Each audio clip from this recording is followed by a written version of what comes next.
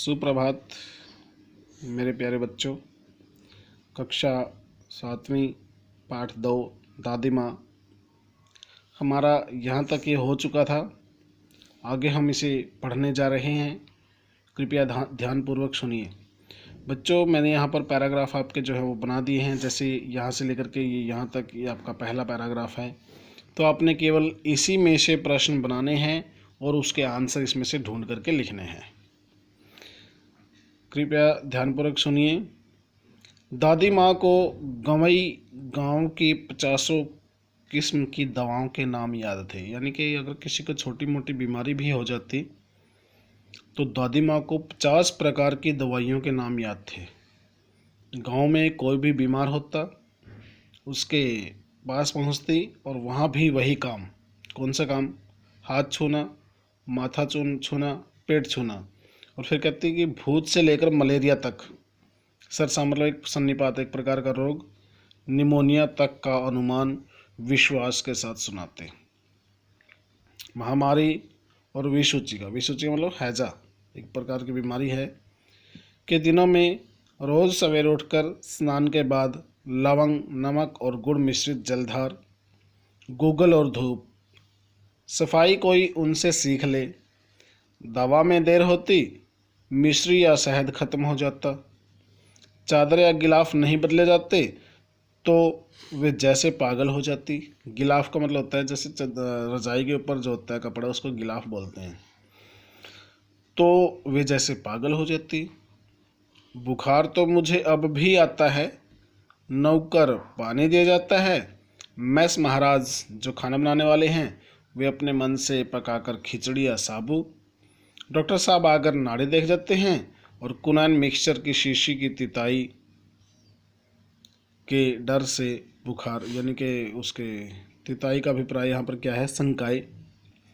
उसके खाने के डर से बुखार भाग भी जाता, पर न जाने क्यों ऐसे बुखार को बुलाने का जी नहीं चाहता है।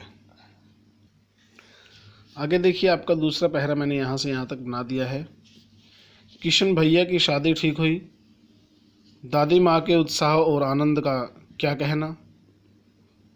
दिन भर गायब रहती, सारा घर जैसे उन्होंने सर पर उठा लिया हो।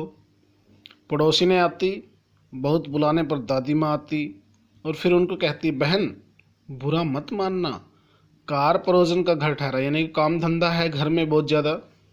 एक काम अपने हाथ से ना करूं तो होने वाला नहीं।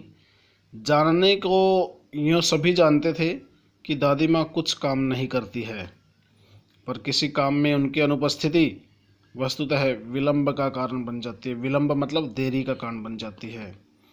उन्हीं दिनों की बात है। एक दिन दोपहर को मैं घर लौटा। बाहरी निक्षार में निकास रहित आंगन में दादी माँ किसी पर बिगड़ रही थी। देखा, पास के कोने में दुबकी रामी की चाची खड़ी है। सोना होगा धन्नो, रुपये मया सूद, यानी कि मया सूद मतलब ब्याज समेत, आज ही दे दे।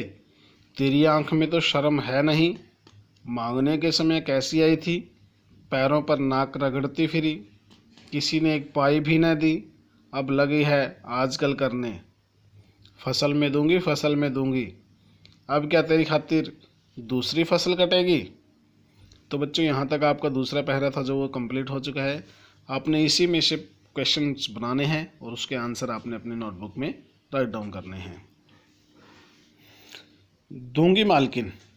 रामी की चाची रोती हुई दोनों हाथों से आंचल पकड़े दादी माँ के पैरों की ओर झुकी। बिटिया की शादी है, आप दया न करेंगी तो उस बेचारी का निस्तार मतलब उद्धार कैसे होगा।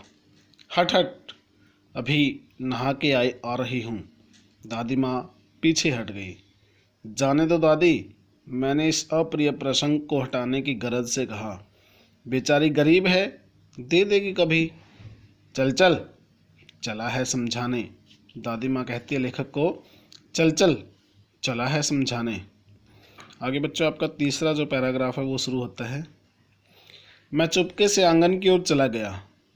कई दिन बीत गए, मैं इस प्रसंग को एकदम भूल सा गया। एक दिन रास्ते में रामी की चाची मिली।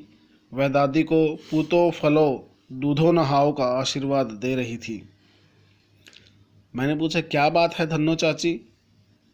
तो उसने विह्वल व्याकुल होकर कहा, वो ऋण हो गई बेटा, भगवान भला करे हमारी मालकिन का। और ऋण मतलब होता है कि ऋण चुकता होना, किसी प्रकार का कर्ज न रहना। भगवान भला करे हमारी मालकिन का।